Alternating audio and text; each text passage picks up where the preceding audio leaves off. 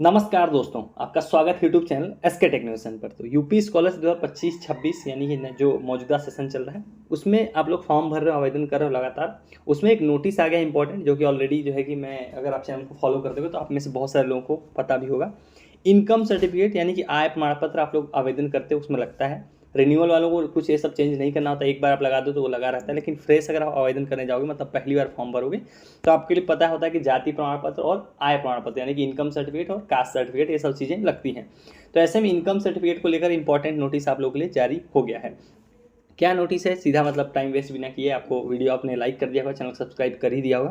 तो चलिए आपको सीधा उस नोटिस की तरफ ले चलता हूँ कि क्या ये नोटिस आ रखा है। ऑलरेडी देखो इस पर डिस्कस हम कर चुके हैं, मतलब अगर आप स्टार्टिंग से चैनल को और फॉलो करते होगे तो, कि जो इनकम सर्टिफिकेट लगाना होता है आपको, किसका लगाना होता है, वो अपने जो है कि पेरेंट्स का, गार्जियन का, अपने पापा का, मम्मी का, मतलब जो आपके गार्जियन है उनका लगाना होता है। तो उसको लेकर देखो ये नोटिस जारी हुआ है 13 अगस्त का, यहाँ पर अपडेट देख सकते हो। ये सब ऑलरेडी ये लोग बहुत पहले से भी बताते आ रहे हैं, और मैं एक बार फिर रिपीट कर दूं कि जो इनकम लगाना रहता है उसी के बारे में इन्होंने बताया है, आप लोगों को दोबारा से इन्होंने बताया है। हालांकि इसमें कैटेगरी बस 2 ही 3 लिखी हुई है, अनुसूचित जाति, जनजाति और सामान्य वर्ग, लेकिन ये सभी कैटेगरीज के लिए अप्लीकेबल है, चाहे आप ओबीसी से हो, चाहे आप माइनॉरिटी से हो, चाहे किसी भी कैटेगरी से हो। जो इनकम लगाना है वो आपको अपने पेरेंट्स का लगाना है, खुद के नाम का इनकम सर्टिफिकेट नहीं लगाना है। अगर आप अपने नाम का इनकम सर्टिफिकेट लगाते हो, अगर आपने अपने नाम का इनकम सर्टिफिकेट बनवा के लगवा दिया है, तो ऐसे में लोग फॉर्म रिजेक्ट कर देंगे। लास्ट टाइम भी बहुत लोगों का रिजेक्ट हुआ था।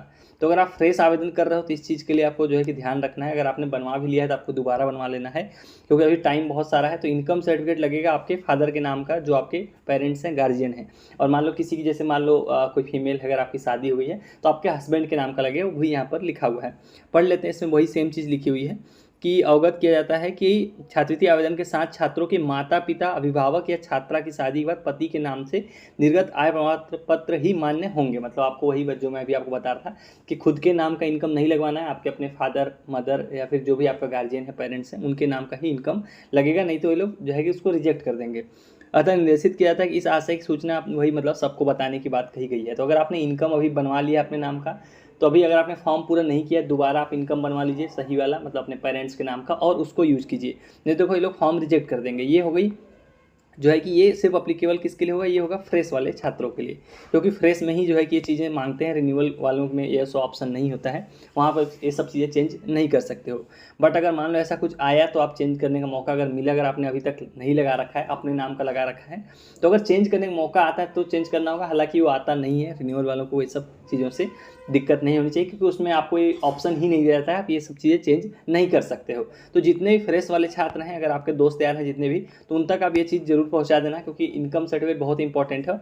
और इस बार से ज़्यादा स्ट्रिक्ट होंगे, क्योंकि इससे रिलेटेड बहुत सारे स्कैम भी हुए हैं पिछले सालों में, आप न्यूज़ वगैरह देखते होगे तो इस पर ये लोग ज़्यादा ध्यान देंगे। तो ये इनकम वाली चीज़ आपको ध्यान रखनी है। ये हो गया हमारा पहला अपडेट। दूसरा अपडेट एक और आपको छोटा सा आया है, वो भी मैं शेयर कर देता हूँ कि जो है कि ये न्यूज़ है आज की, आप देख सकते हो। जो ओबीसी वाले 9th-10th के छात्र हैं, उनकी जो है कि स्कॉलरशिप का जो अमाउंट है वो बढ़ाए जाने की जो है कि बात चल रही है। यहाँ देखो आप न्यूज़ में देख सकते हो, आज की डेट का न्यूज़ है, आप यहाँ तारीख देख सकते हो। प्रदेश में कक्षा 9 और 10 के ओबीसी छात्रों की बढ़ सकती है छात्रवृत्ति। तो ये अमाउंट है 3000 के आसपास, इसको कर सकते हैं। अभी फिलहाल जो 9-10 के छात्र हैं ओबीसी के, उनको 2250 रुपये मिलते हैं। उसको बढ़ा के बाकी जो कैटेगरीज हैं उनको ज़्यादा मिलता है, तो उसके बराबर लाने जाने की बात जो है कि चल रही है। तो ये उसके रिलेटेड न्यूज़ है। तो ये भी एक खबर है जो आप जो है कि एक दूसरे को आप शेयर कर सकते हो। ये लिंक मैं आपको टेलीग्राम पर डाल दूंगा, वहाँ पर आप पूरा पढ़ सकते हो।